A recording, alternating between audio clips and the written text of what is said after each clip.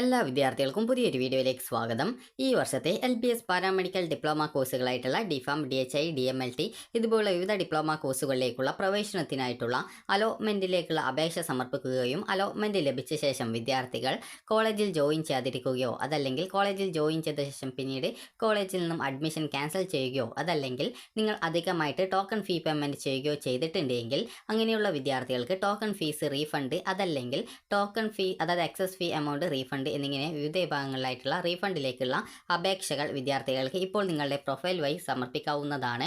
അപ്പോൾ വിദ്യാർത്ഥികൾക്ക് ഈ ഒരു റീഫണ്ടുമായി ബന്ധപ്പെട്ട് എങ്ങനെ ഈ ഒരു അപേക്ഷ റീഫണ്ടിനായിട്ടുള്ള റിക്വസ്റ്റ് നൽകാം എന്നുള്ളതിന് മുമ്പായിട്ട് വിദ്യാർത്ഥികൾ ശ്രദ്ധിക്കേണ്ടത് ബാങ്ക് അക്കൗണ്ട് ഡീറ്റെയിൽസ് നിങ്ങളുടെ ബാങ്ക് അക്കൗണ്ട് ഡീറ്റെയിൽസ് നൽകണം.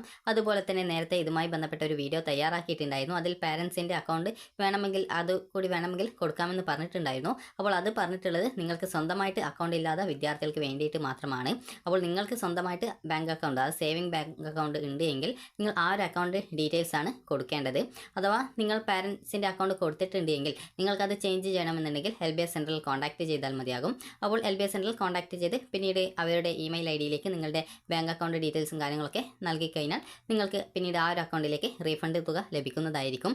കാരണം ഒരു വിദ്യാർത്ഥി ഇതുമായി ബന്ധപ്പെട്ട് പറഞ്ഞിട്ടുണ്ടായിരുന്നു. ആ ഒരു വിദ്യാർത്ഥി സ്വന്തമായിട്ട് ബാങ്ക് അക്കൗണ്ട് ഉണ്ടെങ്കിലും പാരൻസിൻ്റെ അക്കൗണ്ട് കൂടി കൊടുക്കാമെന്ന് നേരത്തെ പറഞ്ഞ വീഡിയോയിൽ പറഞ്ഞിട്ടുള്ളത് കൊണ്ട് പാരൻസിൻ്റെ അക്കൗണ്ട് കൊടുത്തിട്ടുണ്ടായിരുന്നു എന്ന് പറഞ്ഞിട്ടുണ്ടായിരുന്നു. അപ്പോൾ അതുകൊണ്ട് തന്നെ നിങ്ങൾ ശ്രദ്ധിക്കേണ്ടത് നിങ്ങൾക്ക് സ്വന്തമായിട്ട് ബാങ്ക് അക്കൗണ്ട് ഉണ്ടെങ്കിൽ നിങ്ങളുടെ സേവിംഗ് ബാങ്ക് അക്കൗണ്ട് ഡീറ്റെയിൽസ് ആണ് നൽകേണ്ടത്. സ്വന്തമായിട്ട് ബാങ്ക് അക്കൗണ്ട് ഇല്ലാത്തവർക്ക് പാരൻസിൻ്റെ അക്കൗണ്ട് നൽകാം എന്നാണ് പറഞ്ഞിട്ടുള്ളത്. അത് പ്രത്യേകം വിദ്യാർത്ഥികൾ ശ്രദ്ധിക്കേണ്ടതാണ്. അപ്പോൾ വിദ്യാർത്ഥികൾക്ക് ഈ ഒരു ബാങ്ക് അക്കൗണ്ട് അതായത് ഈ ഒരു റീഫണ്ടിനായിട്ടുള്ള റിക്വസ്റ്റ് നിങ്ങൾക്ക് ഏകദേശം ഒരു 2 മാസത്തിനുള്ളിൽ നിങ്ങൾ നൽകേണ്ടതായിട്ടുണ്ട്. അപ്പോൾ 2 മാസത്തിന് ശേഷം പിന്നീട് നിങ്ങൾക്ക് ആ ഒരു റീഫണ്ടിനായിട്ട് റിക്വസ്റ്റ് നൽകി കഴിഞ്ഞാൽ പിന്നീട് നിങ്ങൾക്ക് അത് റീഫണ്ട് ചിലപ്പോൾ പ്രോസസ്സ് ചെയ്യാനൊക്കെ അതായത് തടസ്സമുണ്ടാവും. അപ്പോൾ അതുകൊണ്ട് തന്നെ ഈ ഒരു റീഫണ്ട് റിക്വസ്റ്റ് നേരത്തെ തന്നെ നൽകാനായിട്ട് ശ്രദ്ധിക്കുക.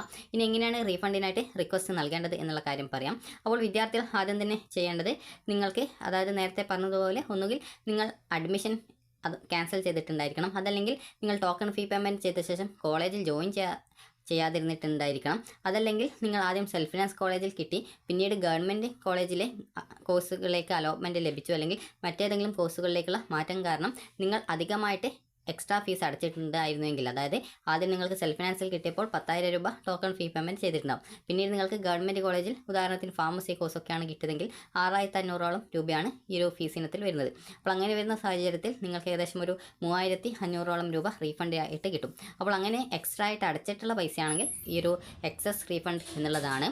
അപ്പോൾ നിങ്ങൾക്ക് എങ്ങനെയാണ് ഈ ഒരു അപേക്ഷ നൽകുക എന്നുള്ള കാര്യം നമുക്ക് പരിശോധിക്കാം. ആദ്യം തന്നെ വിദ്യാർത്ഥികൾ LBS വെബ്സൈറ്റ് ഓപ്പൺ ചെയ്യുക. സൈഡിലുള്ള 3 ലൈൻസിൽ ക്ലിക്ക് ചെയ്യുക. ലോഗിൻ ബട്ടണിൽ ക്ലിക്ക് ചെയ്യുക. അതിനുശേഷം നിങ്ങളുടെ ഈ ഒരു രജിസ്ട്രേഷൻ ID അതുപോലെ തന്നെ ആപ്ലിക്കേഷൻ നമ്പർ നൽകി വെരിഫൈ ചെയ്യുക. അതിനുശേഷം രജിസ്ട്രേഷൻ ID പാസ്വേഡ് നൽകി സൈൻ ഇൻ ചെയ്യുക. അപ്പോൾ ആപ്ലിക്കേഷൻ സ്റ്റാറ്റസ് പേജിലേക്ക് പോകുന്നതാണ്.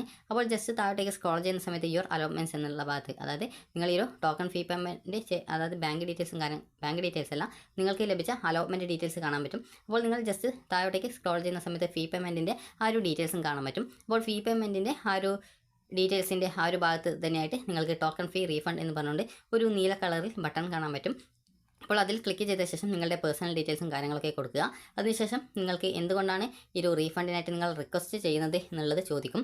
അപ്പോൾ നിങ്ങൾക്ക് ഒന്നുകിൽ നിങ്ങൾ നേരത്തെ പറഞ്ഞതുപോലെ അഡ്മിഷൻ ക്യാൻസൽ ചെയ്തിട്ടുണ്ട്, അതല്ലെങ്കിൽ ടോക്കൺ ഫീ പേയ്മെൻറ്റ് ചെയ്ത ശേഷം കോളേജിൽ ജോയിൻ ചെയ്തിട്ടില്ല.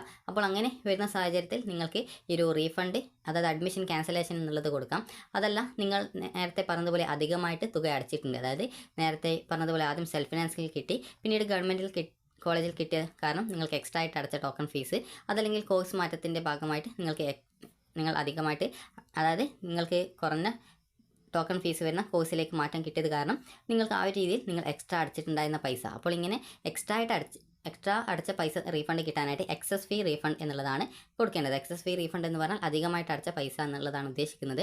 അപ്പോൾ നിങ്ങൾക്ക് അധികമായിട്ടാണ് നിങ്ങൾ അടച്ചിട്ടുള്ള ആ ഒരു പൈസ റീഫണ്ട് കിട്ടാനായിട്ടാണെങ്കിൽ എക്സസ് ഫീ റീഫണ്ടും, അതല്ല നിങ്ങൾ അഡ്മിഷൻ ക്യാൻസൽ ചെയ്തു അല്ലെങ്കിൽ ടോക്കൺ ഫീ പേയ്മെൻറ്റ് ചെയ്ത ശേഷം കോളേജിൽ ജോയിൻ ചെയ്തിട്ടില്ല, അങ്ങനെ വരുന്ന സാഹചര്യത്തിൽ നിങ്ങൾ അടച്ചിട്ടുണ്ടായിരുന്ന അതായത് ആ ഒരു പൈസ മുഴുവനായിട്ട് റീഫണ്ട് കിട്ടേണ്ടി വരും. അപ്പോൾ അങ്ങനെയെങ്കിൽ അഡ്മിഷൻ ക്യാൻസലേഷൻ നിങ്ങൾക്ക് ഏതാണോ ചൂസ് ചെയ്യാനായിട്ടുള്ളത് അത് കൃത്യമായിട്ട് ചൂസ് ചെയ്ത് കൊടുക്കുക. അതിനുശേഷം നിങ്ങൾക്ക് പിന്നീട് നിങ്ങളുടെ ബാങ്ക് അക്കൗണ്ട് ഡീറ്റെയിൽസ് നൽകേണ്ടതായിട്ടുണ്ട്. അതിൽ നിങ്ങൾ നിങ്ങളുടെ bank account saving bank account details ആണ് നൽകേണ്ടത്. അതിൽ നിങ്ങളുടെ ബാങ്ക് അക്കൗണ്ടിൻ്റെ IFSC കോഡ് അതുപോലെ നിങ്ങളുടെ അക്കൗണ്ട് ഹോൾഡറിൻ്റെ പേര്, ഇതുപോലുള്ള കാര്യങ്ങളൊക്കെ കൃത്യമായിട്ട് നൽകാനായിട്ട് ശ്രദ്ധിക്കുക. അതുപോലെ തന്നെ നിങ്ങൾ ആ ഒരു ബാങ്ക് അക്കൗണ്ട് പാസ്ബുക്കിൻ്റെ ആ ഒരു കോപ്പി, അതുപോലെ തന്നെ റിസിപ്റ്റ് നോസ് എന്ന് ചോദിക്കും. അതായത് ചില വിദ്യാർത്ഥികൾ 2 തവണയൊക്കെ എക്സ്ട്രാ ആയിട്ട് ടോക്കൺ ഫീ പേയ്മെൻറ്റ് അടക്കേണ്ടതിൻ്റെ ഭാഗമായിട്ട് അങ്ങനെയൊക്കെ അടച്ചിട്ടുണ്ടാകും. അപ്പോൾ അതാണ് എത്ര ടോക്കൺ ഫീ അതായത് ഈ ഒരു റിസിപ്റ്റ് ഉണ്ട് എന്നുള്ളതാണ് ചോദിക്കുന്നത്. അപ്പോൾ അതനുസരിച്ച് കൃത്യമായിട്ട് ആ ഒരു ഡീറ്റെയിൽസ് ഒക്കെ കൊടുക്കുക. അതുപോലെ തന്നെ നിങ്ങൾ നേരത്തെ പറഞ്ഞതുപോലെ തന്നെ നിങ്ങൾക്ക് സ്വന്തമായിട്ട് ബാങ്ക് അക്കൗണ്ട് ഉണ്ടെങ്കിൽ നിങ്ങളുടെ ബാങ്ക് അക്കൗണ്ട് സേവിംഗ് ബാങ്ക് അക്കൗണ്ടാണ് നൽകേണ്ടത്.